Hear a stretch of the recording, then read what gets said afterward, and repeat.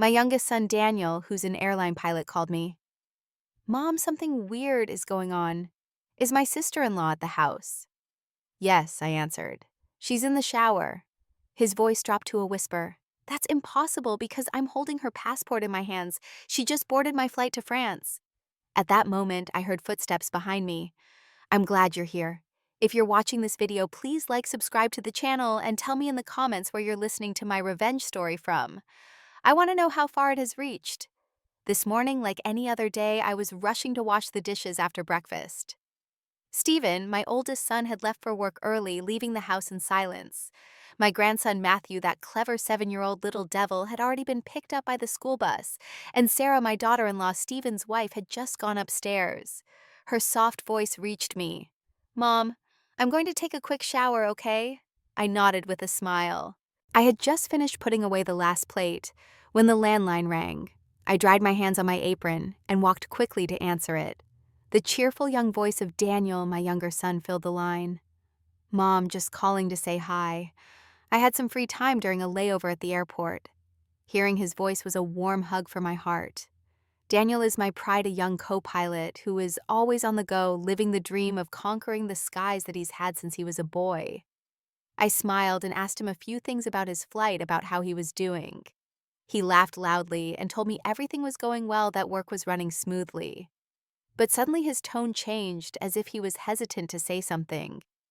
Hey, Mom, something really weird happened. Is my sister-in-law at the house? I was puzzled. I looked towards the stairs where I could still hear the water running in the bathroom. Of course, son. Sarah is taking a shower upstairs. I answered, very sure of myself. Sarah had spoken to me less than 10 minutes ago, and she was wearing that white blouse she always wore around the house. How could I be mistaken? But on the other end of the line, Daniel was quiet for a long time, so long I could hear him breathing. Then his voice became very serious, full of astonishment. Mom, that's impossible because I have her passport right here in my hand. She just got on my flight to France. I started to laugh, thinking he must have been mistaken. Oh, son, you must have seen wrong. I just saw Sarah. She even told me she was going to take a shower. I tried to explain calmly to reassure him, but he didn't laugh. He didn't answer like he usually did. He told me, his voice slow, as if he was trying to sort out the story in his head, that after all the passengers had boarded, he ran out to get some papers he had forgotten. And by chance, he found a passport lying near the boarding gate. At first, he thought about giving it to the airport staff, but when he opened it to see whose it was, he froze. The photo was of Sarah. Her name was there, clear as day. There was no way to be mistaken. My heart started to beat faster, but I tried to stay calm. Are you sure, Daniel, that passport could belong to someone else? I said, although a thorn of unease had already pricked me. Daniel sighed, and his voice was now a mix of bewilderment and firmness. Mom, I just went down to the passenger cabin to check. It's her. She's sitting in first class next to a man who looks very rich and elegant. They were talking very closely, like they were a couple. Daniel's words were like a stab wound. I stood frozen, clutching the phone's receiver, my head spinning like they were a couple. Impossible. I had just heard Sarah's voice from upstairs. I had just seen her in the flesh in this very house. But right at that moment, the sound of the water in the bathroom stopped. The bedroom door opened, and Sarah's voice drifted down the stairs, soft but loud enough to make me jump. Mom, who's on the phone? I panicked. My heart was pounding so hard I felt it was going to burst out of my chest. Oh, just a friend of mine.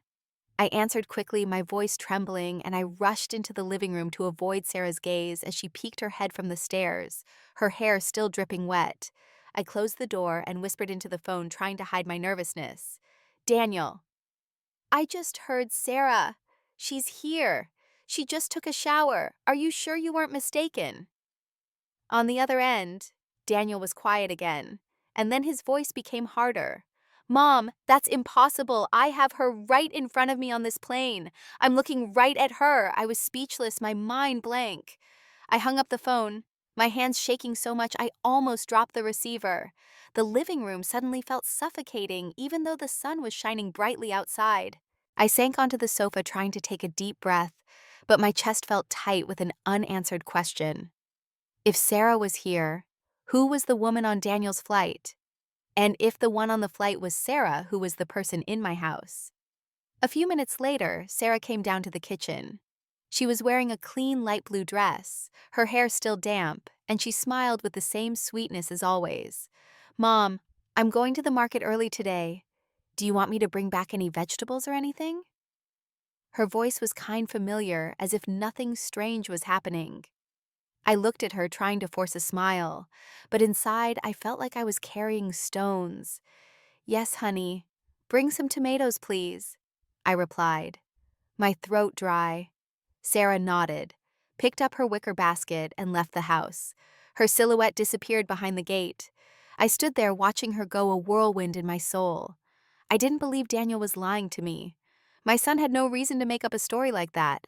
He has always been an upright young man, very sensitive and loving with his family.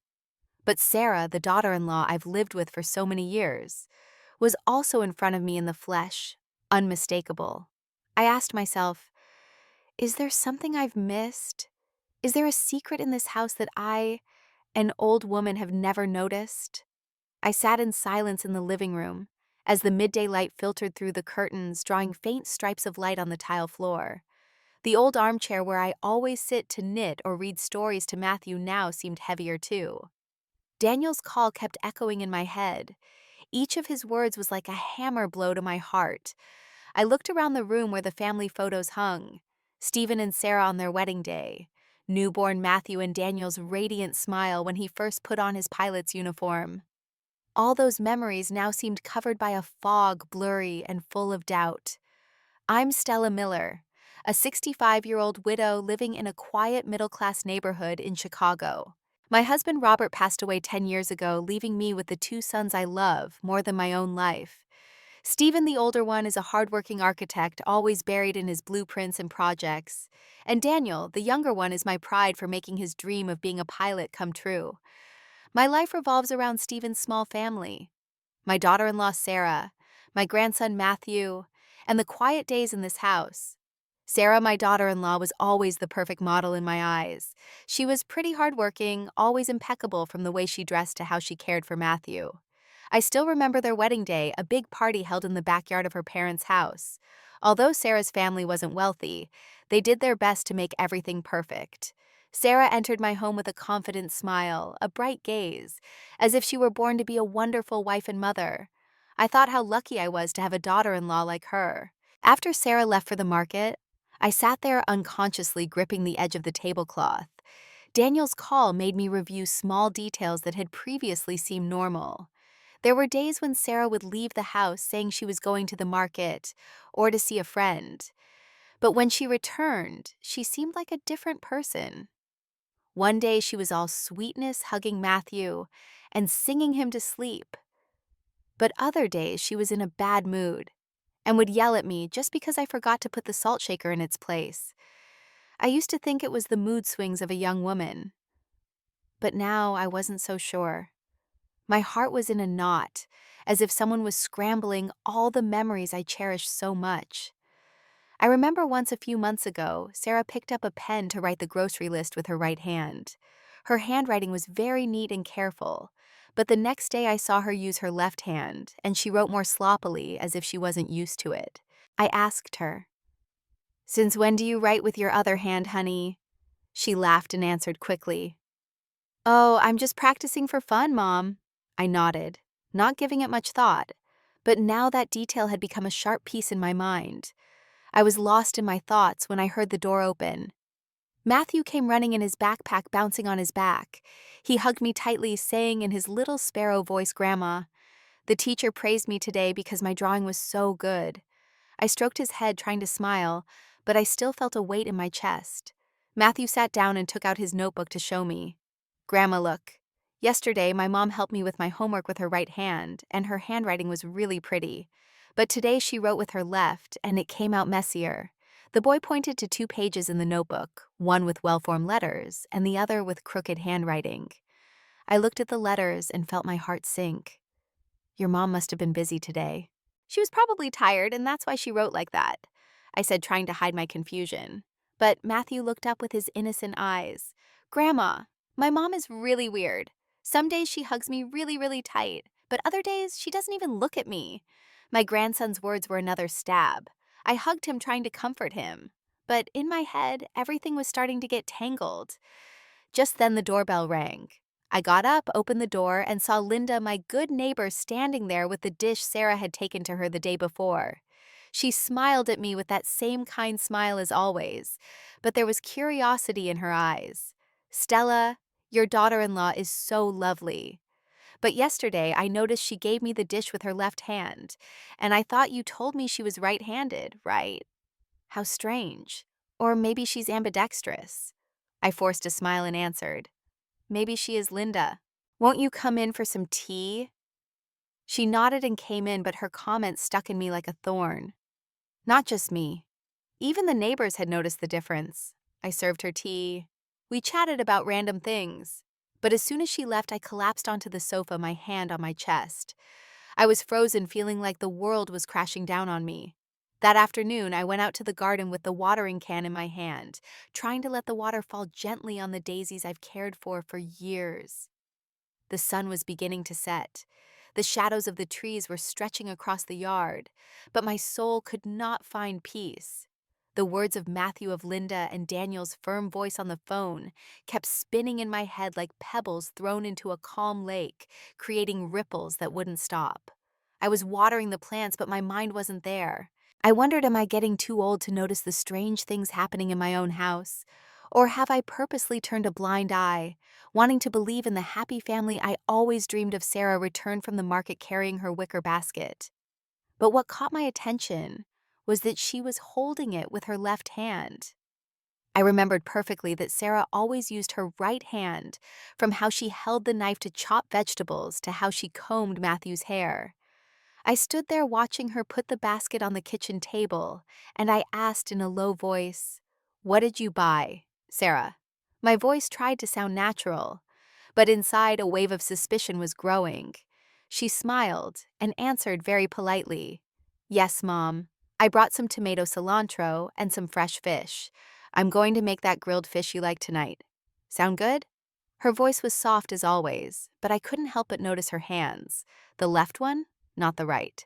I nodded and turned away, pretending to clean the table, but my heart was pounding. Was I imagining things, or were these little details trying to tell me something? At dinner time, the whole family gathered at the table.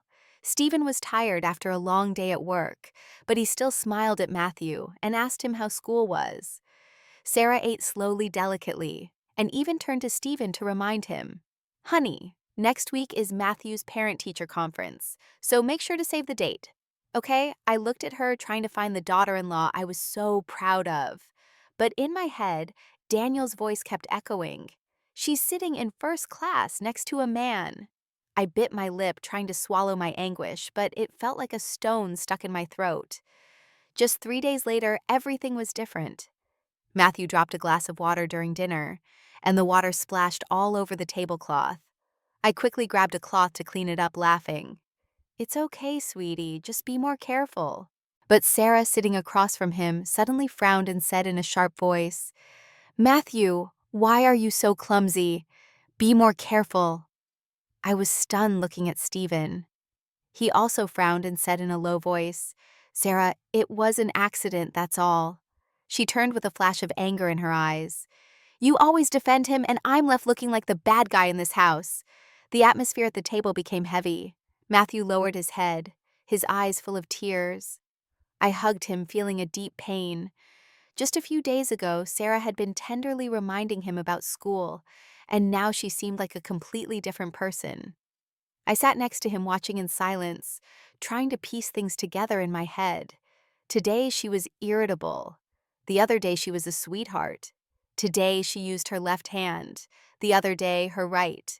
These small differences, one by one, were accumulating in my mind like pieces of a puzzle I couldn't yet see completely. I told myself I had to calm down. But every time I looked at Sarah, I saw a stranger, as if she wasn't the daughter-in-law I had lived with for so many years. A few days later, I took Matthew to school. He held my hand as we walked down the familiar cobblestone street. Suddenly he stopped, looked at me and said in a sad voice, "Grandma, yesterday my mom taught me how to write, and she was very patient. Her handwriting was really pretty, but today she didn't even want to look at my homework. She told me to do it myself. I knelt down to look into his clear little eyes, and I felt my heart break. Your mom was busy, honey. Don't be sad, I said, but my voice was trembling. Matthew nodded, but his gaze was still full of disappointment. I hugged him, feeling an immense helplessness. You're only 7 years old. How could you understand something that even I couldn't figure out? That night we sat down to dinner again. Suddenly, Sarah took a small notebook out of her purse and started writing something with her left hand. Stephen, who was serving himself food, suddenly laughed. Hey, since when do you write with your left hand?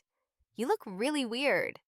Sarah stopped short, a forced smile on her lips. Oh, I'm just trying it out, honey. She quickly put the notebook back in her purse, but I noticed a flash of panic in her eyes. Stephen shook his head and said nothing more, but I knew he had noticed something strange too. I sat there clutching my spoon, trying to keep a straight face, but inside, the doubts were growing like a slow fire. One morning, I took the empty spice jar and crossed the familiar cobblestone street to go to Linda's house. Sarah had borrowed it a few weeks ago, saying it was to make the pot roast that Stephen loves so much. I knocked on the door, and Linda opened it with her usual kind smile. Stella, come on in. Let me make you some coffee, she said, still with a cloth in her hand. I gave her the jar, planning to thank her and leave, but she pulled me to sit in a wooden chair in her kitchen. The atmosphere was warm, smelling of roasted coffee, but I couldn't relax. Linda looked at me, her eyes full of doubt, and lowered her voice. Stella, don't get mad at what I'm about to say. Has your daughter-in-law had a change of character? One day she greets me so happily, even asks about my kids, but yesterday she passed by here. I waved at her, and she completely ignored me like she didn't know me. Linda's words were another stone in the troubled lake of my heart. I forced a smile and answered. She must have been in a hurry, Linda. You know how young people are these days. But inside I was a mess. I knew Linda wasn't just talking to talk. She's a very sentimental person who always pays attention to details. If even she noticed how strange Sarah was, then my suspicions were no longer just my imagination. I stayed a little longer, sipped the now cold coffee, and said goodbye to leave with a heavy heart. On my way back, I passed by David's bakery, where I always buy donuts for Matthew. David was serving customers, and when he saw me, he smiled. Mrs. Stella, what are we getting for the champ today? I asked for some donuts, and suddenly he asked, You're Steven's mom, right? His wife came in the other day, so nice she even told me how delicious my bread was. But this morning she came again with a real scowl on her face. Bought the bread, didn't even say thank you, and left straight away. I stood frozen, clutching the handle of my bag. She must have been tired, David. I replied, my voice trembling. I thanked him quickly and left. David's words were another knife cutting deeper into the doubts that were growing inside me. When I got home, I made myself some tea and sat on the porch. The wind was blowing gently, bringing the scent of the daisies from the garden. I looked towards the street that leads to the market the way Sarah always went. Suddenly, I saw her returning carrying her grocery bag, but she greeted me with a dry voice. Good afternoon, Mom. No smile, none of yesterday's joy when she boasted about getting a good deal on a bunch of cilantro. I nodded and answered in a low voice, You're back. But inside I couldn't help but watch her more closely. The blouse she was wearing today was navy blue, different from the white blouse she was wearing when she left. I tried to ask her in a soft voice, Why did you change your blouse? Sarah stopped for a second and then answered quickly, Oh, I got a stain on it and had to change. She gave a half smile and quickly went into the kitchen. I stayed there with the teacup in my hands, feeling as if a rock was crushing my chest. The words of Linda, of David, and the way Sarah answered me all forced me to stop ignoring things. That night we were all having dinner. Matthew was talking about school with his cheerful little voice, but I noticed that Sarah only nodded without responding to him like other times when Stephen asked him, Are you done eating so your mom can clear the plates? Matthew suddenly turned to me and said with innocence, Grandma, my mom didn't sing me to sleep tonight. Yesterday she did sing me the old song you always sing to me, and it sounds so pretty. I looked at Sarah, who was serving herself food, without reacting. But Matthew's words were like a pinprick in my heart. That lullaby, You Are My Sunshine, that I used to sing to Stephen and Daniel. Only Sarah and I knew it in this house. So why did she sing it yesterday and not today? Why did she change so quickly? I got up to clear the plates, but my mind was no longer there. I remembered the time Sarah left the house saying she was going to see a friend, but came back with a strange look in her eyes. One day she brought a bouquet of fresh flowers, saying a friend had given them to her. But another day she got angry when I asked, "Where did you go today that you got back so late?" I used to think they were unimportant things, but now they seemed like pieces of a much bigger secret. I didn't want to believe that Sarah was hiding something from me, but every word, every gesture of hers made me doubt. That night after cleaning the kitchen, I sat at the dining room table and took an old notebook out of a drawer. My hand was shaking as I wrote the first line. 3 In the afternoon, Sarah leaves for the market, returns at 6 wearing a blue blouse, irritable attitude. I didn't know what I was doing, but I knew I couldn't keep pretending that nothing was wrong. I kept writing. Yesterday she sang Matthew to sleep tender. Today cold didn't sing to him. Each word was a heavy stroke, as if I were etching my suspicions into reality. My old notebook was now filled with notes about Sarah. Each letter was a piece of my doubt, as if I were painting a picture I didn't dare to look at. I sat in the kitchen looking at the notebook with a heavy heart. I couldn't keep all these thoughts to myself anymore. They were like waves rising and falling, leaving me alone in my confusion. I needed someone to talk to, someone who would understand me, who wouldn't judge me, who wouldn't jump to conclusions. I immediately thought of Linda, my soulmate, the one who has been with me since we were young, when we used to sit and knit under a tree and tell each other our lives. I picked up the phone, my voice trembling. "Linda, are you free this afternoon? Let's go to the corner coffee shop. I need to talk." Linda accepted instantly, her voice as warm as ever. "Stella, I knew something was wrong. Wait for me, I'm on my way." I felt a little relief, but the worry was still weighing on me. I put on my old shawl and left the house, heading for the small corner coffee shop where Linda and I have shared so many joys and sorrows. The place was still the same, with its dark wooden tables and that delicious smell of freshly roasted coffee. I chose a table in a corner where the light was dim, so no one would hear our conversation. I sat there hugging the hot coffee cup, but with a frozen soul. I wondered, how am I going to tell her all these suspicions? How am I going to dare to admit that I'm doubting my own daughter-in-law? Linda arrived wearing a light sweater and carrying a bag of fresh vegetables. She sat down, looked me straight in the eye with that sharp but affectionate gaze. "Stella, just by looking at your face, I know something serious is wrong. Come on, spill it." "What's got you so down?" I took a deep breath, trying not to let my voice break, but every word got stuck in my throat. I told her everything in summary. The call from the airport, Sarah's passport, the woman identical to her on the plane, and all the little details I had noted down, from how she switched hands to write to her mood swings from day to night. I took the notebook out of my bag and passed it to her. "Look, I wrote it all down here. I don't know if I'm imagining it, but I can't fool myself anymore." Linda turned the pages, her brow furrowed. She read slowly, her fingers tracing my trembling handwriting. "You've noticed everything, Stella," she said in a serious voice. "Every time she leaves and comes back, it's like she's a different person. What do you think it is?" I shook my head, clutching the coffee cup. "I don't know, Linda. I just know I'm scared. Scared that Sarah is hiding something. Scared that my family will break apart if I dig deeper. But I can't stop. I have to know the truth for Stephen, for Matthew." Linda put her cup down on the table and looked at me with determination. "Women are not easily fooled, Stella. What does your gut tell you? I'm sure there's something fishy going on here. You have to get to the bottom of this."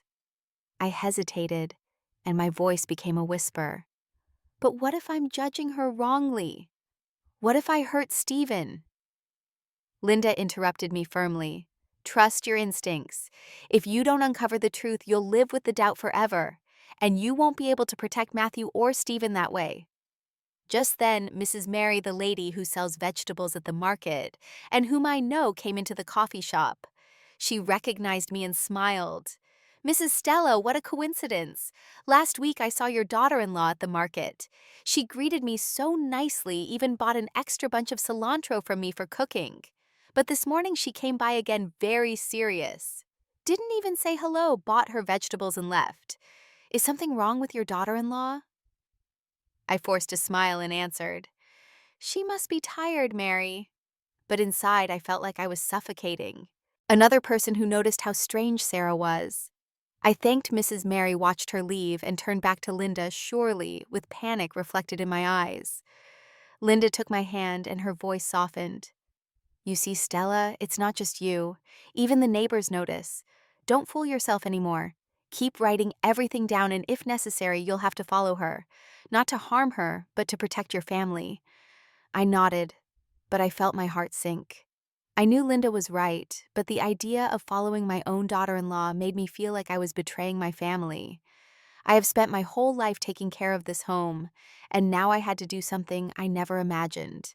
Investigate one of my own. That afternoon, I returned home, my head still a mess. Sarah left the house carrying her familiar blue basket. Mom, I'm just going to the market for a moment, she said in a soft voice. I nodded, but as soon as she disappeared behind the gate, I opened my notebook and wrote, 3:00 in the afternoon. Sarah leaves for the market, carrying a blue basket, normal attitude. I stood there watching the clock, counting every minute. At 6, Sarah returned, but the basket she was carrying was now red. I was surprised and asked her, Did you change baskets? She smiled and answered quickly, Yes, the other one broke and a friend lent me this one. I nodded, but my hands were shaking as I added in the notebook, Returns at 6:00 in the afternoon. Carrying a red basket, voice a little rushed. My notes were piling up. Each line was another step closer to the truth, but also a step that took me away from the image of the old mother, who only knows how to love and trust. On the weekend, Stephen went to work overtime early in the morning, and Matthew was at a school activity, leaving the house quiet just for me and Sarah.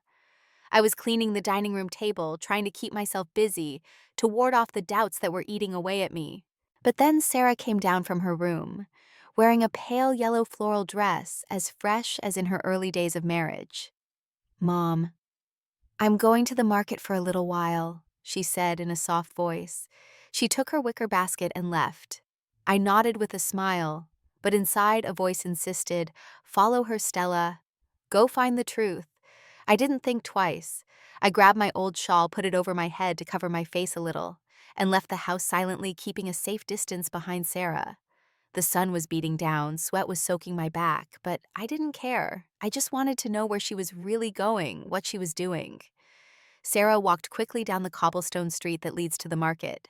But suddenly, instead of turning right as usual, she turned left into an alley behind an industrial area. The houses were old, crammed together with peeling walls and rusty tin roofs. I slowed down, my heart pounding a mile a minute, trying to hide behind some bicycles parked on the sidewalk. Sarah didn't look back. She kept walking, went into an even narrower alley where the sunlight barely reached. I hid behind an auto repair shop where a man was very focused on tightening nuts. I saw Sarah stop in front of an old wooden door, knock softly, and then go inside and disappear. I stood there, my breath ragged and my head spinning. What was my daughter-in-law doing there? This wasn't the market nor the house of any of the friends she had mentioned. I wanted to walk over there, knock on the door, ask her directly, but my feet seemed glued to the ground. I was afraid of the truth, afraid that what I was about to discover would break everything. In the end, I turned around and went back home full of questions, each step heavier than the last. As soon as I pushed open the gate of the house, I froze. Sarah was standing in the kitchen chopping vegetables, wearing a white blouse, completely different from the floral dress she had left in. She had a frown on her face and she looked at me with cold, sharp eyes. Where did you go, Mom, that you're just getting back? I stood frozen, my mouth dry, unable to say a word. Just a few minutes ago, I had seen her go into that alley wearing a yellow dress. How could she have returned so quickly? And this blouse, I stammered. I just went for a walk. Sarah nodded without saying anything more, but her gaze gave me a chill. I went up to my room pretending I was going to look for something, but really it was to escape that look, to calm my heart that was racing in my chest. That night I was sitting knitting when Matthew came running into my room. His cheeks flushed from playing in the yard. He hugged my legs, sobbing. "Oh, Grandma, my mom yelled at me today just because I dropped a pencil. Not like yesterday. Yesterday, she was really nice. She even hugged me. I took Matthew in my arms, stroked his head, but inside I felt like I was burning. Your mom was tired, sweetie." "Don't be sad," I said, but my voice was trembling. Matthew hid his face in my shoulder and whispered, "Grandma, I want yesterday's mom." I hugged him tighter, tears about to spill from my eyes. My grandson's words were like a knife, carving the suspicions I was trying to suppress even deeper. I couldn't sleep that night. I lay in bed, my eyes wide open, staring at the ceiling. The images repeated over and over in my head. Sarah in the floral dress going into the alley. Sarah in the white blouse standing in the kitchen. And Daniel's voice. "She's on my flight." I took the notebook out of the drawer and wrote a sentence that I myself didn't dare to believe. Maybe they are not the same person. That sentence felt like a curse and made me tremble. The next morning, I decided to go back to that alley. I couldn't bear the doubt any longer. I took the family photo that hangs in the living room, the one where Sarah is smiling radiantly next to Stephen and Matthew. I held it tight and left the house determined but scared to death. The alley was the same as yesterday, quiet and gloomy. I stopped by a corn on the cob stand where a middle-aged woman was fanning the coals. I showed her the photo and asked her, "Excuse me, have you seen this young woman around here?" The woman looked at it closely and then pointed. "Yes, of course. She goes in and out of the house at number 14, that one over there, all the time." I thanked her, my heart pounding in my throat, and walked straight to that house. House number 14 appeared before me with stained walls, a peeling wooden door, and a pot with a withered daisy in the window frame. I stood there, my hands trembling, feeling like the whole world was holding its breath with me. I knocked on the door, and each knock sounded like a hammer blow to my chest. The door opened, and I was speechless. In front of me was a woman identical to Sarah, from her face, her body, to her long black hair. The only difference was her frightened eyes and her trembling hands as she held a rag. I stammered, my voice breaking. "Sarah." The girl started to clutch the rag tightly and tried to slam the door shut. But just then, another voice was heard from inside. A soft but firm voice. "Isabella, don't hide anymore. You also know this is wrong." I looked up and saw a young woman come out of a corner of the room, standing right behind the woman who was identical to Sarah. She was thin, with her hair pulled back, and she had an intelligent but kind look. She looked at me and smiled slightly. "Let me introduce myself. I'm Lucy Valera, Isabella's roommate. Mrs. Stella, please come in. It's time for you to know the truth." I took a deep breath, trying to keep my legs from shaking, and went into that small, cramped tin house. The walls were stained, the concrete floor cracked, and a faint smell of disinfectant hung in the air. In a corner, an elderly man was coughing weakly, lying on an old cot covered with a threadbare blanket. I felt like the space was crushing me, but I still walked and sat in the wooden chair that Lucy pointed to. The woman identical to Sarah lowered her face, and her voice was barely a whisper. "Forgive me. I'm not Sarah. My name is Isabella." I looked at her, my mind a whirlwind, unable to say anything. Isabella. The name was strange, but the face was all too familiar. I clenched my hands, trying to keep my voice steady. "You explain to me, why do you look so much like my daughter-in-law? And why do you show up at my house?" Isabella looked up, her eyes full of guilt, but she didn't answer right away. Instead, Lucy sat next to her, poured a glass of water from an old plastic pitcher, and began to speak. "Isabella is very poor, Mrs. Stella," Lucy said in a calm, clear voice. "Her adoptive parents are very ill, especially the man lying over there." A few years ago, Isabella met Sarah by chance at a market. They looked like two peas in a pod, and Sarah took advantage of that. She proposed that Isabella pretend to be her to replace her for a few hours whenever she needed. Isabella didn't want to, but Sarah paid her very well, and her family needed the money for medicine. I looked at Isabella and saw that her head was bowed, clutching the rag so tightly that her knuckles turned white. I pressed her, my voice full of disbelief. Replace her for what? Why would Sarah need someone to impersonate her? Isabella looked up, her voice trembling. I don't know everything, ma'am. She just told me, you just stay in the house for a few hours, do some things, like go to the market, take care of the boy, and that's it. She gave me money, a lot of money enough to buy my parents medicine. I didn't dare to ask for more. She lowered her head, and tears began to roll down her cheeks. I looked at her, feeling my chest tighten. Every strange detail of the past few months suddenly made sense. The change of hand for writing the sometimes sweet and sometimes sour character, the sometimes honeyed and sometimes cold voice. It all fit now like the last pieces of a puzzle I had refused to see. Lucy continued with a sharper gaze. I don't know if this helps, but once I saw Sarah with a very elegant man. His name is Victor Quinn. I heard the name when they were talking in a coffee shop. They were calling each other my love, very affectionate. At that time, Isabella was waiting outside in the car, not understanding anything. The name Victor Quinn was like a knife in my heart. I remembered Daniel's words. She's sitting in first class next to a rich man. The small room seemed to spin around me. I tried to stay calm, but my hands were shaking so much that I knocked over the glass of water. Lucy hurried to clean it up, but I just shook my head. My voice choked. Sarah, is she cheating on my family? Isabella broke down crying. Her voice choked. Forgive me, ma'am. I didn't want to hurt anyone. I just wanted to save my parents. I looked at her, this young woman with a face identical to Sarah's, but with eyes full of pain and regret. I wanted to be angry. I wanted to scream. But looking at Isabella, I only felt pity. She wasn't the mastermind. She was just a piece in Sarah's game. Everything was falling apart before my eyes. I stood up, trying to make my voice sound firm. Isabella, do you know where Sarah is?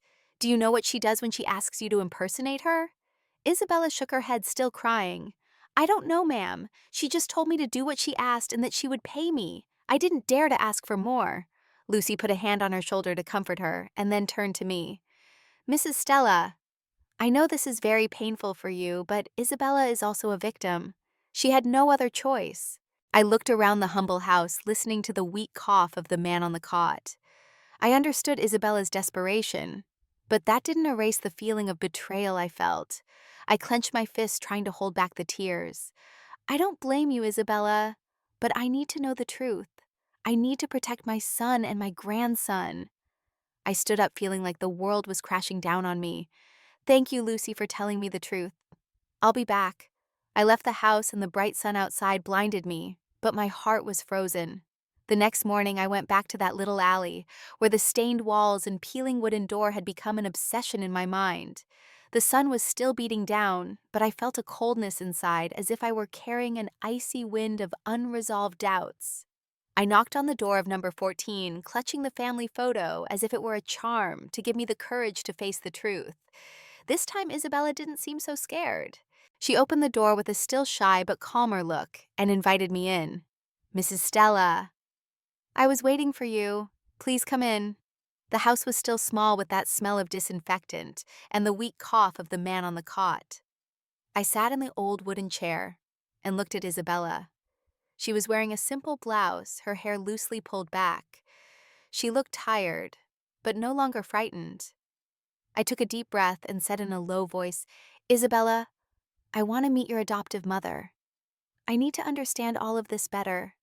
Isabella nodded and took me to a corner of the room, where a very thin woman with completely white hair was lying in bed, her cloudy eyes staring at the ceiling. It was Mrs. Felicity Morris, Isabella's adoptive mother. I took her thin hand and introduced myself.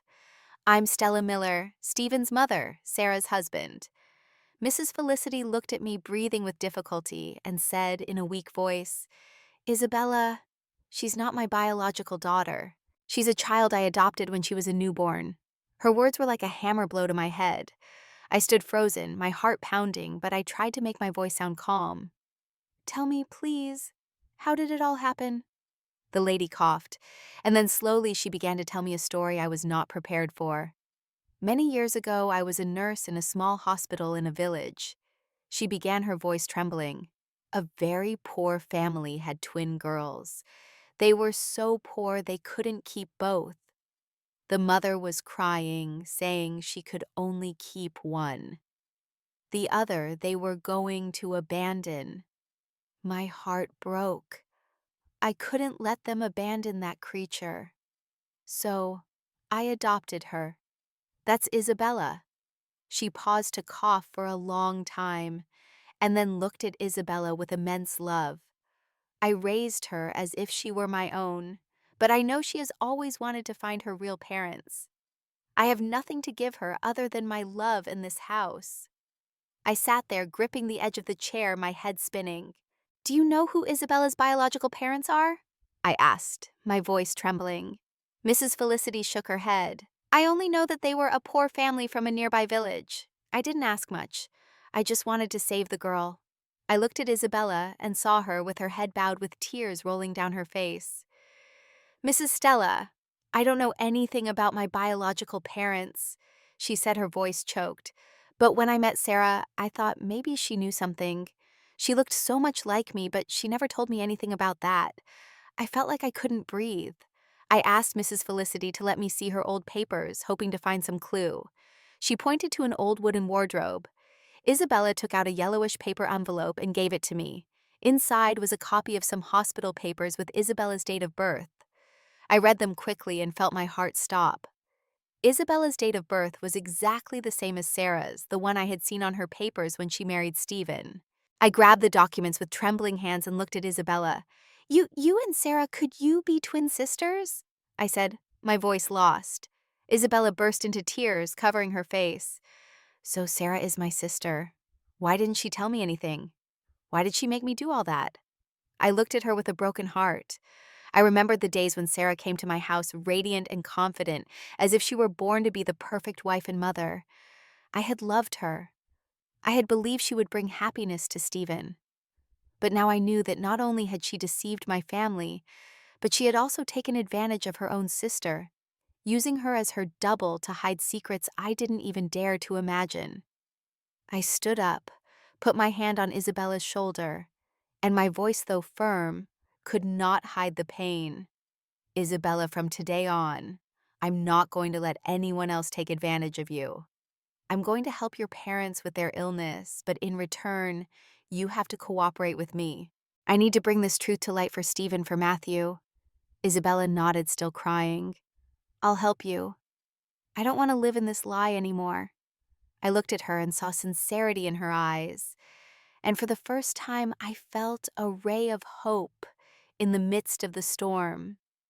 I left the house, walked through the alley, my soul in turmoil. I passed by the bustling market where people were buying and laughing, but in my mind, Mrs. Felicity's words echoed like bells. Two twins, one abandoned, the other raised, and now their fates had crossed in my own family.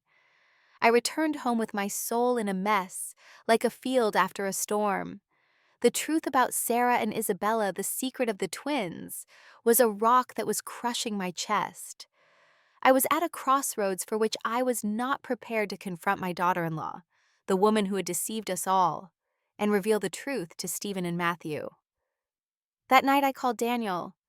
My voice was firm, though my heart was trembling. Daniel, tomorrow night you have to come to the house. There are some things I need you to clarify. Daniel was surprised.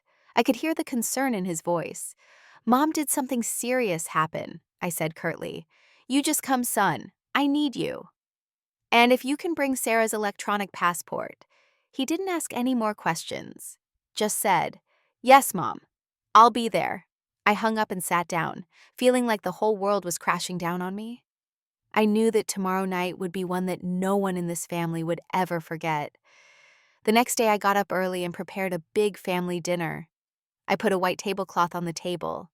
I lit some candles. I cooked the pot roast that Stephen loves so much, and the grilled fish that Matthew always asks for. I wanted this dinner to be special, not to celebrate, but to mark a before and after.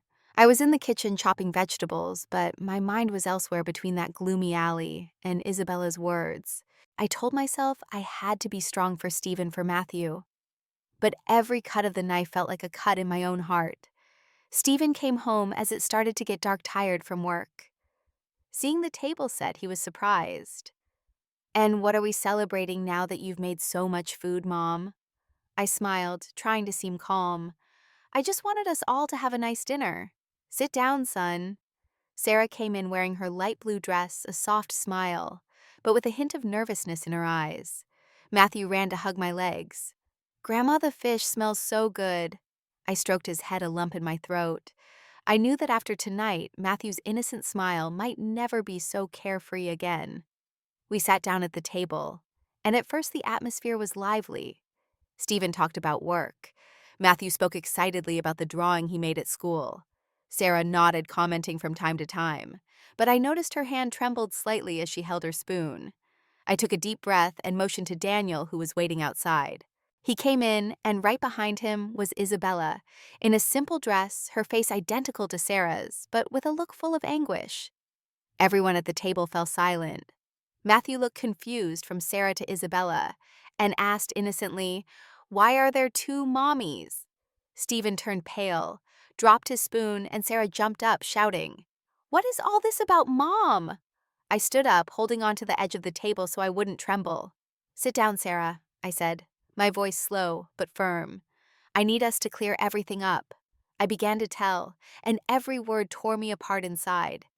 Daniel's call from the airport when he saw her on a flight to France, even though she was still at home the time she switched hands to write her sometimes sweet and sometimes sour character.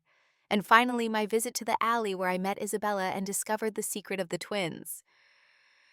"You and Isabella are twin sisters," I said, looking her straight in the eyes. "You took advantage of your sister to hide the truth." "Tell us, what is the truth?" Sarah trembled, her face as white as paper. She screamed, trying to defend herself. "You're making everything up to humiliate me. How dare you?" But Daniel came over and slammed a stack of papers on the table. "This is a copy of the electronic passport with the entry and exit stamp from France," he said in a harsh voice. "You can't be at home and fly to France at the same time." Sarah looked at the papers, her lips pressed together, unable to say anything. Matthew, sitting next to her, suddenly intervened with an innocent but pained voice.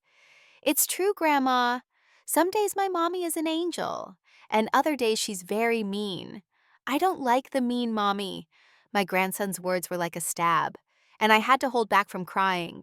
The air in the room felt so heavy it was hard to breathe. I nodded and motioned to Lucy, who had just come in through the back door. She stood there with her sharp gaze and told everyone. I saw Sarah with Victor Quinn. They were calling each other my love, and she was the one who hired Isabella to impersonate her and deceive the family. Stephen turned to his wife. His voice choked. "Is it true, Sarah? Tell me, is it true?" Sarah bit her lips, silent for a long moment, and then suddenly screamed, her voice full of fury. "Yes, it's true. I have a lover. I'm sick of this poor life. Sick of being the daughter-in-law in this house. Victor gives me a life 100 times better. And you, Stephen, you're useless." Her words were like a bomb that exploded in the room. Stephen stood frozen, clenching his fists so tightly they turned white. Matthew burst into tears and ran to hug me, his voice trembling. "Grandma, what did my mommy say?" I hugged him tight, and the tears rolled down my cheeks. I looked at Sarah with a broken heart. She was standing there with a cold look without a hint of remorse.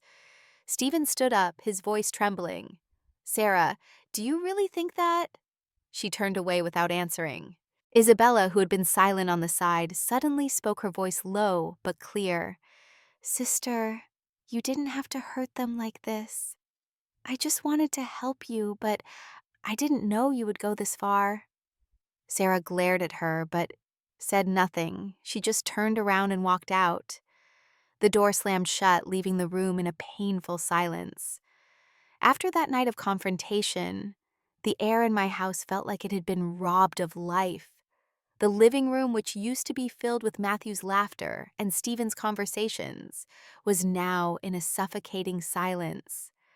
I had lived my whole life for my family, but now I felt like someone who had just survived a hurricane, standing in the middle of the rubble of the home I had cared for so much. Sarah left after screaming those bitter words, leaving Stephen with an empty gaze and Matthew with innocent tears. I knew everything had changed forever. A week later, Stephen and Sarah went to court for the divorce. I didn't go, but Stephen told me about it later, his voice dry as if he had lost his soul. "Mom, she didn't look at me, not at Matthew. She signed the papers and left with that man as if we had never existed. I sat next to him, took his hand, trying not to cry. Sarah didn't ask for custody of Matthew, as if the child had only been part of a play she was tired of. My heart ached not only for Stephen, but for Matthew, a 7-year-old boy who didn't deserve to be abandoned like that. "Don't worry, my son," I said, my voice trembling. "I will always be here, and Matthew will never lack for love." But inside, I knew this wound would take a long time to heal. Stephen fell apart. He became quiet, spoke little, just buried himself in his work or sat watching Matthew play in the yard. I looked at my son and saw in his eyes the same sadness that Robert had in his last days, when he knew he could no longer stay with us. I wanted to hug him to tell him that everything would be okay, but I didn't know where to start. Luckily, Isabella appeared silent, as a small light in the darkness. She came to the house every day, brought containers of hot food, sat down to play with Matthew, and wiped his tears when he asked Auntie, "Where did my real mommy go?" I looked at Isabella, saw that face identical to Sarah's, but with a completely different heart. She was sweet, patient, and always found a way to make Matthew laugh. One afternoon, I saw Matthew run to hug Isabella with his cheerful little voice. "Mommy, Isabella, teach me how to draw a little bird." I was surprised, my heart clenching. The boy was calling her mommy with a carefree smile I hadn't seen on him in a long time. Isabella laughed and stroked his head. "Of course, my love, but you have to draw it very beautifully for me to see." I stood there, tears rolling down my face. Matthew's innocent words were like medicine that soothed my pain. I knew that Isabella had not only replaced Sarah in those days of deceit, but she was becoming part of our family with her own sincere heart. One night, while I was cleaning the kitchen, Stephen called me into the living room. He was standing there holding a small ring with trembling hands. His gaze was a mixture of nerves and determination. Isabella was by his side, her face flushed and her eyes shining. Stephen knelt down and his voice broke. "Isabella, I don't want to waste any more time. You brought light to me and Matthew. Would you accept being my wife? And Matthew's mother?" Isabella burst into tears, looking at me as if seeking my approval. I approached her, took her hand and nodded gently. "You deserve it, honey. You are already part of this family and have been for a long time." She hugged me. Her tears wet my shoulder. And I knew that was the moment my family began to heal. Stephen and Isabella's wedding was soon after something small but full of love. I was in the yard looking at the red roses tied to the fence, listening to Matthew's laughter, as he wore his little suit being his dad's little best man. Daniel flew back from a work trip and stood next to his brother with a smile as radiant as the day he first put on his pilot's uniform. I sat in the front row with tears rolling down my cheeks. They were not tears of loss, but of happiness. I looked at Isabella in her simple wedding dress, holding Stephen's hand, and I knew my family had found a sincere heart after having lost a fraud. Life after that slowly returned to calm. Isabella kept her simple life taking care of Stephen and Matthew with all her love. She cooked hot meals saying, "You are my sunshine," to Matthew, to put him to sleep the same one I sang to my sons.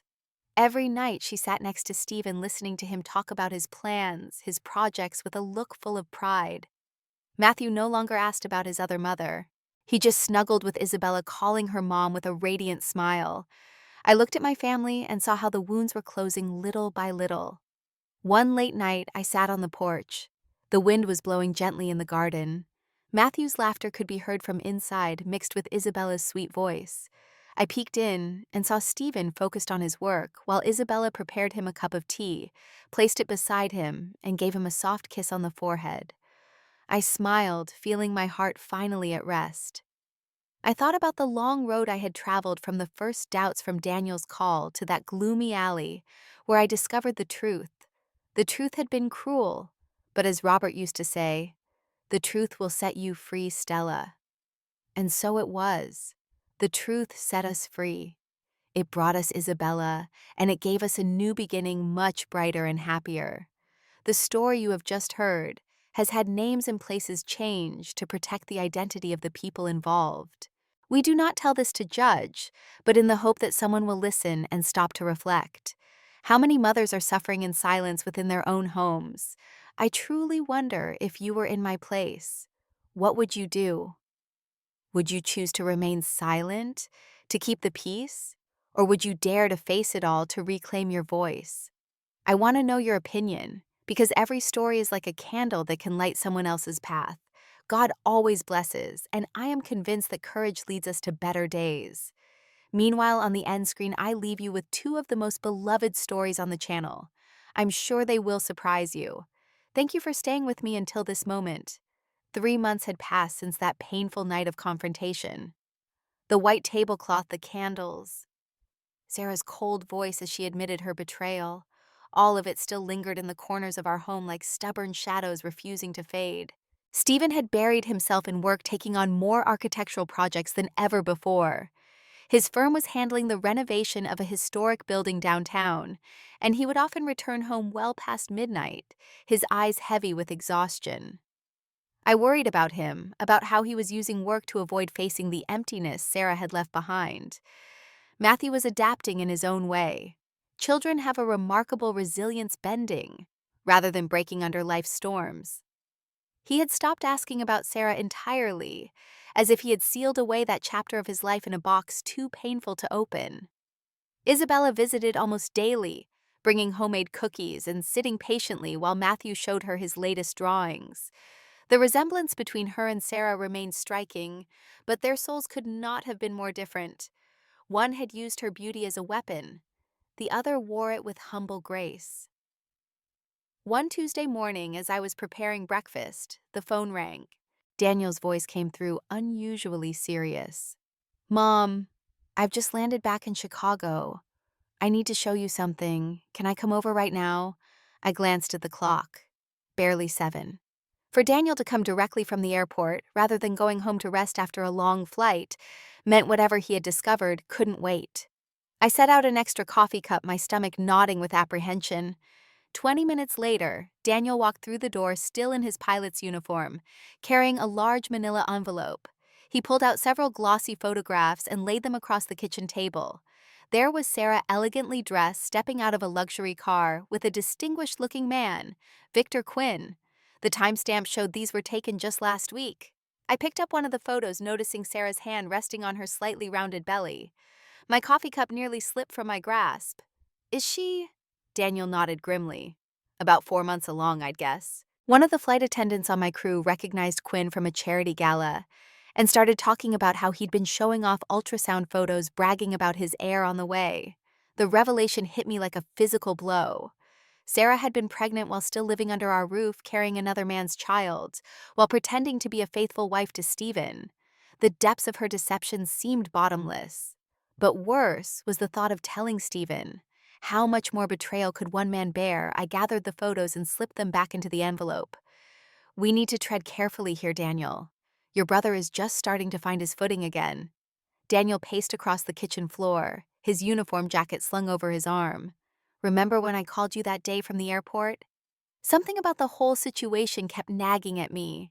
So I asked a buddy who works security at O'Hare to pull the surveillance footage from that boarding gate." He leaned against the counter, his expression hardening. "She's been taking that same flight to Paris on the third Thursday of every month for over a year, Mom. Always first class, always with Quinn. I've been tracking their movements. Quinn owns property in Paris, a penthouse overlooking the Seine. And do you know what else? He's one of the main investors competing against Stephen's firm for the lakefront development project." The pieces clicked together with sickening clarity. Sarah hadn't just been having an affair. She had been systematically betraying Stephen's trust on multiple levels. Had she been feeding Quinn information about Stephen's business proposals? Is that why Stephen's firm had lost several major contracts over the past year? The thought of such calculated betrayal made my blood run cold. When dignity is all you have left, you guard it with the fierceness of a mother protecting her young. I wouldn't let Sarah destroy what remained of Stephen's life. That evening, Isabella came by with a homemade casserole, her gentle presence a balm to our troubled household. Matthew ran to her, wrapping his arms around her waist. "You smell like flowers, just like always." Isabella knelt to his level, smoothing his unruly hair. "I brought your favorite, macaroni with the special cheese. Why don't you help me set the table?" As Matthew scampered off to get plates, Isabella's expression grew serious.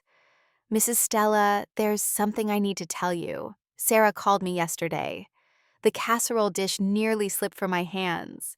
After all this time, after all the pain she'd caused, Sarah had reached out not to her husband or son, but to the sister she had exploited.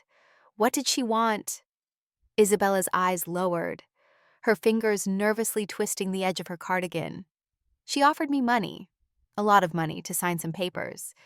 She said it was for my parents' medical bills that I wouldn't have to worry ever again. The papers were for custody of Matthew. She wants to take him to France. She and Mr. Quinn are getting married next month, and she suddenly decided she wants her son back." The room seemed to tilt beneath me, so Sarah's maternal instincts had finally surfaced. Or more likely, Victor Quinn wanted the complete family picture, heir and stepson included. I steadied myself against the counter, my mind racing. "What did you tell her?" Isabella lifted her chin, a quiet determination hardening her gentle features. "I told her I would never help her hurt this family again. That some things, like a child's happiness, aren't for sale. She threatened to cut off my parents' medical support if I didn't cooperate, but I'd rather work 3 jobs than be part of her schemes again." Pride swelled in my chest at Isabella's courage. In that moment, she embodied a truth I had lived by for 65 years. When you stand for what's right, you may stand alone, but you never stand taller. Isabella had chosen integrity over comfort, protection over profit. I touched her arm gently. "We'll make sure your parents get the care they need. You're family now, and family protects its own." Later that night, after Matthew was tucked in bed with dreams untainted by the adult complications swirling around him, I called Linda. My oldest friend listened patiently as I unfolded the latest chapter in our family saga. When I finished, the line was silent for a long moment. Then Linda's voice came through, sharp with purpose. "Stella, it's time to stop playing defense. You've been reacting to Sarah's moves, but now you need to get ahead of her. Quinn is a powerful man with deep pockets, and if Sarah's decided she wants Matthew, she'll use every resource at her disposal. You need a lawyer, not just any lawyer, but a shark. And I happen to know just the woman." The next morning found me sitting in the office of Catherine Blackwell, a formidable divorce attorney, whose reputation for protecting vulnerable families preceded her. She listened without interruption as I laid out our situation. The twins, the deception, Sarah's abandonment, and sudden interest in reclaiming Matthew. When I finished, Catherine leaned forward, her silver-streaked hair falling over one shoulder. "Mrs. Miller, what Sarah is attempting is not just morally reprehensible, it's legally problematic. She willfully abandoned her child, showed no interest in custody during the divorce proceedings, and now suddenly wants him back. The courts look very unfavorably on this kind of fickleness when it comes to children's well-being." Catherine pulled out a legal pad, her pen moving swiftly across the yellow paper. "We'll file for permanent sole custody for Stephen immediately. We'll document Sarah's pattern of deception, including her use of Isabella as a stand-in mother. That alone shows profound disregard for Matthew's emotional well-being. The affair, the abandonment, the zero contact for months, all of it builds our case." Catherine looked up, her eyes sharp with determination. "But there's one more thing. We need to understand the true motivations here. This sudden interest in motherhood seems suspicious, especially given Quinn's involvement. I'm going to have my investigator look into Quinn's businesses and any potential connection to Stephen's firm." As I left Catherine's office, a weight lifted from my shoulders. For weeks, I had carried the burden of these revelations alone, uncertain how to protect my family from further harm. Now we had a plan, a path forward. I'd always believed that truth was its own defense, that light eventually overcomes shadow. In this case, the truth of Sarah's actions would speak for itself. That evening, I sat Stephen down in the living room after Matthew had gone to bed. The time for protecting him from painful truths had passed. I needed my son to be fully informed and prepared for what might be coming. Stephen listened in stunned silence as I told him about Sarah's pregnancy, about her attempts to recruit Isabella for custody maneuvers, about Quinn's business connections that might explain lost contracts. When I finished, Stephen sat motionless, his architect's hands, hands that created beautiful spaces for others, clenched into tight fists on his knees. When he finally spoke, his voice was unnervingly calm. I knew something was wrong with those bids. Projects we should have won easily were suddenly going to Quinn's preferred firms. Designs I'd shown only to Sarah somehow ended up incorporated into competing proposals. I thought I was losing my touch, that I wasn't good enough anymore. His voice cracked slightly. To think that while I doubted myself, she was. I moved to sit beside him, taking his hands in mine. Son? This was never about your abilities. Sarah's betrayal says everything about her character, and nothing about yours. You are your father's son. Gifted, honorable, strong. Stephen's eyes met mine, and I saw something kindle there beyond pain. Resolve, determination. What do you need me to do, Mom? Over the next 2 weeks, we assembled our defenses. Stephen gathered evidence of suspicious business losses that correlated with Sarah's monthly shopping trips to Paris. Daniel used his airline connections to compile a detailed record of Sarah's travel history. I organized a chronological account of the behavioral inconsistencies that had first alerted me to the deception. And Isabella documented her interactions with Sarah, including the recent bribery attempt. Catherine took our mountain of evidence and crafted a legal strategy that would not only secure Matthew's future, but potentially expose Quinn's unethical business practices. But then, just as we were preparing to file our motions, Sarah made her move. Stephen received formal custody modification papers delivered by a courier to his office. Sarah was requesting full custody of Matthew with immediate permission to relocate him to France. Her reasoning, Stephen's demanding work schedule, left him unable to properly care for a young child, while she could now offer Matthew a stable, affluent environment with 2 full-time parents. The audacity stole my breath. After months of absolute silence, not a single call or card to Matthew's Sarah was positioning herself as the superior parent. The papers included statements about Stephen's late work hours, Matthew's occasional behavioral issues at school following the divorce, and even criticized my age as making me an unreliable backup caregiver. Each word was a carefully crafted arrow aimed at our family's heart. Catherine was unfazed by Sarah's opening salvo. This is actually good for us. She's shown her hand too early before investigating whether her claims hold water. And her timing is suspicious. Why now, after months of no contact? We'll counter with our evidence of abandonment. Plus, we'll add character testimonials from Matthew's teachers, neighbors, and your entire support network. Isabella arrived that afternoon, her face pale with worry after hearing about the custody papers. Matthew ran to her as always, but this time she held him a beat longer, her eyes meeting mine over his head. The silent communication between us was clear. Neither of us would let Sarah uproot this child from the only stable home he had known. Isabella had brought a small photo album, and she sat with Matthew on the couch, turning pages of childhood snapshots. Look, this was me when I was exactly your age. We have the same smile. See, Matthew studied the photos with solemn concentration. You look like Mommy, but you're nicer. Mommy never read me stories the way you do. His innocent observation struck me. Children perceive authenticity in ways adults often miss. Matthew had intuitively recognized the difference between Sarah's performance of motherhood and Isabella's genuine nurturing. Isabella hugged him close. I'll always read you stories, little one. As many as you want. After Matthew went upstairs to play, Isabella handed me a worn leather journal. Mrs. Stella, I've been writing down everything I remember about the time Sarah asked me to take her place. Dates, what she told me to do, how Matthew reacted. I thought it might help. I flipped through the pages, touched by Isabella's meticulous effort to support our cause.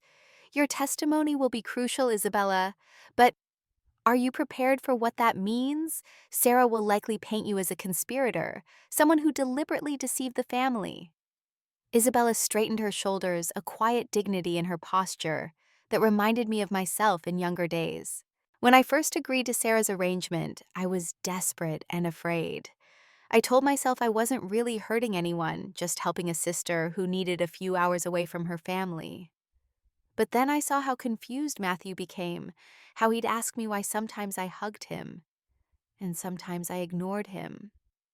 Her voice softened. Children deserve consistency, Mrs. Stella. They deserve to know who truly loves them. I'm not afraid of Sarah anymore. The truth doesn't need embellishment. It only needs to be spoken aloud. The initial hearing was scheduled for the following Tuesday. Catherine prepared us for what to expect. The judge would likely order a temporary continuation of the current arrangement while evaluating both sides' claims. The morning of the hearing arrived with a crystalline autumn sky, the kind of perfect blue that seems to mock human troubles below. Stephen dressed in his best suit, his face composed, but strain visible in the tightness around his eyes.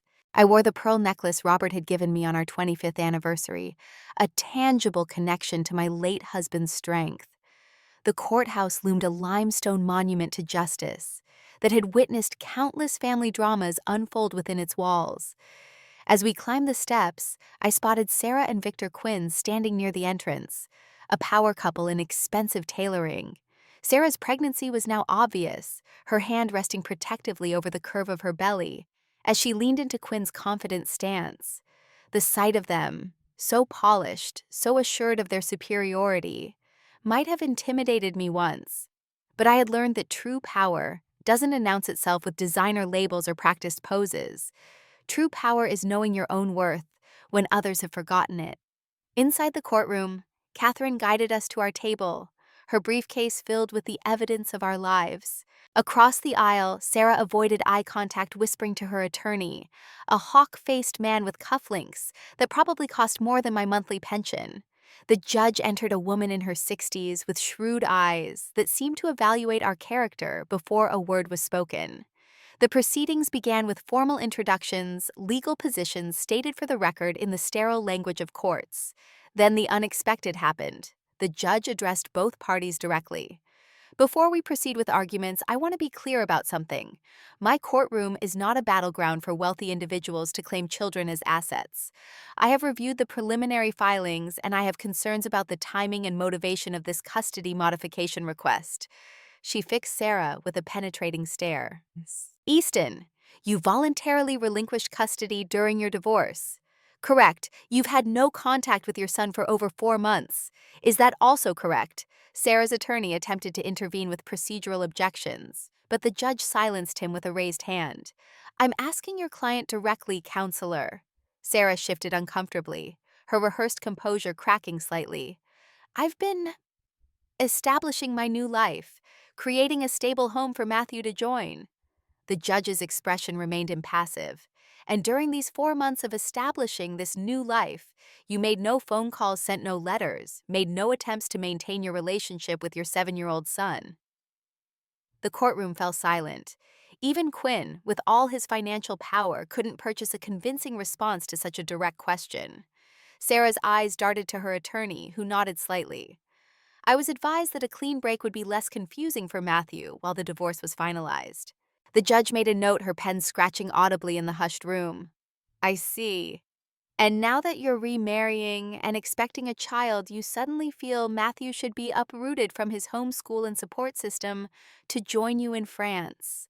Catherine sat quietly beside us, allowing the judge's questions to expose what our arguments would have taken hours to establish. The judge continued, her focus unwavering. I'm particularly interested in these allegations regarding the use of a stand-in, a woman who physically resembled you, who would occasionally take your place in the home. Her tone made clear how extraordinary she found this claim. Is there any truth to this, Mrs. Easton? The moment hung suspended, a turning point where truth and deception collided. Sarah glanced toward Quinn, whose jaw had tightened perceptibly. Their silent exchange spoke volumes. They hadn't expected this information to surface so quickly. Sarah's attorney whispered urgently in her ear, but she seemed frozen between competing impulses. Finally, she cleared her throat. Those claims are greatly exaggerated, Your Honor. My sister occasionally helped with childcare, but any suggestion of deception is simply my mother-in-law's imagination. The door at the back of the courtroom opened, and Isabella walked in, accompanied by Lucy. The resemblance between the twins created an audible murmur among the spectators. The judge surveyed the identical women, one radiating authentic dignity in a simple blue dress, the other shrinking slightly despite her expensive attire. Well, this is certainly unusual. Ma'am, are you the sister in question? Isabella nodded, her voice clear and steady as she identified herself. The judge considered this development, then made a decision. Given the unusual nature of these allegations and their relevance to the child's well-being, I'd like to hear testimony from both sisters, separately, before proceeding further. Quinn's attorney objected strenuously, but the judge overruled him. This is a custody matter, not a criminal trial. My primary concern is the welfare of the child, and if there are questions about the fundamental honesty of either parent, I need to understand them fully. We'll take a 30-minute recess, after which I'll speak with each sister privately in my chambers. During the recess, we waited in tense silence in a small conference room. Stephen paced the floor, his architect's mind likely reconstructing the hearing's events, analyzing weak points and structural integrity.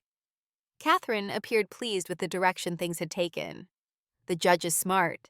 She's cutting through the performance to get at the truth. Having the twins testify separately is brilliant. It removes the possibility of intimidation or coaching. When proceedings resumed, Isabella was called first. She walked to the judge's chambers with her shoulders straight, the weight of truth her only burden. Sarah followed 20 minutes later, her confident stride now noticeably forced. The rest of us waited, the clock on the wall marking time with indifferent precision. Whatever was said in those private conversations would likely determine Matthew's future.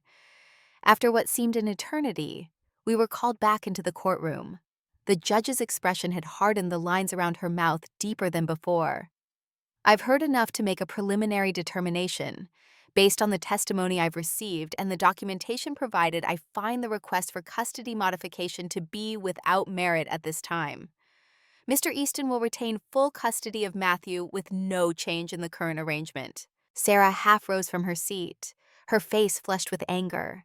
But Quinn pulled her back down, whispering urgently in her ear. The judge wasn't finished. Furthermore, I am deeply troubled by evidence suggesting Mrs. Easton engaged in a deliberate pattern of deception involving her son. The use of a stand-in to impersonate her in the family home shows profound disregard for the child's emotional well-being. Her pen tapped against the bench with quiet emphasis. I am ordering a full investigation into these matters before any further custody discussions can proceed. Mrs. Easton, you will not remove the child from the state of Illinois without express court permission. Any violation of this order will result in serious consequences. As we left the courthouse, I felt years of tension begin to unravel from my shoulders. The first battle was won. Matthew would stay where he belonged, surrounded by those who truly loved him. Sarah and Quinn departed quickly, their perfect facade cracked by the day's revelations. Isabella waited for us at the bottom of the steps, her face alight with quiet joy. As we drove home, Stephen spoke for the first time since the hearing. "Mom, how did you know? How did you see what I couldn't?" I looked at my son, remembering the little boy who had once built elaborate structures from blocks, always checking their stability before adding the next piece. Some things can't be hidden from a mother's eyes, Stephen. When you truly know someone, you notice when something isn't right, even if you can't immediately name what's changed. The heart recognizes authenticity just as it senses deception. Isabella's hands rested in her lap, her gold wedding band catching the afternoon light. She turned to Stephen with a gentle smile. "Your mother saw the truth because she was looking with love, not just with her eyes." In the months that followed, our family rebuilt itself around a core of honesty. The legal investigation uncovered the full extent of Sarah and Quinn's schemes. Not just the personal betrayal, but corporate espionage as well. Quinn had used Sarah to access Stephen's confidential designs and business strategies, leveraging that insider information to undermine Stephen's firm and secure lucrative contracts for himself. The evidence was substantial enough for criminal charges, though Quinn's expensive legal team managed to negotiate a settlement that kept him out of prison, but cost him millions in damages and a permanent stain on his professional reputation. Sarah's pregnancy progressed, and she gave birth to a daughter, a half-sister Matthew would someday have to reconcile with his complicated family history. True to form, Sarah's maternal enthusiasm waned quickly after the reality of sleepless nights and constant demands set in. The custody issue faded as she became absorbed in Parisian social circles, her American family seemingly forgotten again. Some souls are simply not designed for the patient work of nurturing others. Isabella's adoptive parents received the medical care they needed, their modest home renovated to accommodate their health challenges. The elderly couple blossomed under proper treatment, Mrs. Felicity even regaining enough strength to sit in the garden on warm days, watching Matthew play with the infectious enthusiasm of childhood. In their weathered faces, I recognized a reflection of my own journey, the quiet dignity of those who choose love over ease, truth over convenience. One evening, as summer faded toward autumn, I sat on the porch swing, watching fireflies rise from the grass, like earthbound stars seeking their place in the heavens. Isabella joined me, offering a cup of tea with the intuitive thoughtfulness that had become her hallmark in our family. We rocked in comfortable silence for a while, the creaking of the swing a lullaby as old as motherhood itself. When Isabella finally spoke, her voice carried the gentle wonder of someone still amazed by life's unexpected turns. Mrs. Stella, do you believe everything happens for a reason? That all our pain can eventually lead to something beautiful? I considered her question, thinking of all the jagged pieces that had somehow formed a new mosaic of family, different from what I had envisioned, but no less precious for its scars and mended places. I don't know if there's a grand design, Isabella, but I do know that what matters isn't what happens to us, but how we respond to it. Sarah chose deception and found herself trapped in her own web of lies. You chose courage even when it was difficult, and found your way home to a family that treasures you. The legacy we leave isn't in our perfect moments, but in how we face our broken ones. Matthew's laughter drifted through the open window, followed by Stephen's deeper chuckle as they built a model airplane together in the living room. Isabella smiled at the sound, a peace in her expression that spoke of belonging finally found. We may never understand why life gives some people twin bodies, but opposite souls. But perhaps that's the mystery that keeps us humble, and the miracle that reminds us to look beneath surfaces to the heart that beats beneath. The fireflies continued their luminous dance across the darkening yard, silent witnesses to our conversation. In their brief, brilliant signals, I saw a reflection of truth itself, appearing in flashes requiring patience to follow, but ultimately illuminating the night with unmistakable clarity. Sometimes wisdom comes not in thunderclaps of revelation, but in the quiet persistence of paying attention to what others overlook. The most profound truths often hide in plain sight, waiting for someone patient enough to notice their pattern in the darkness.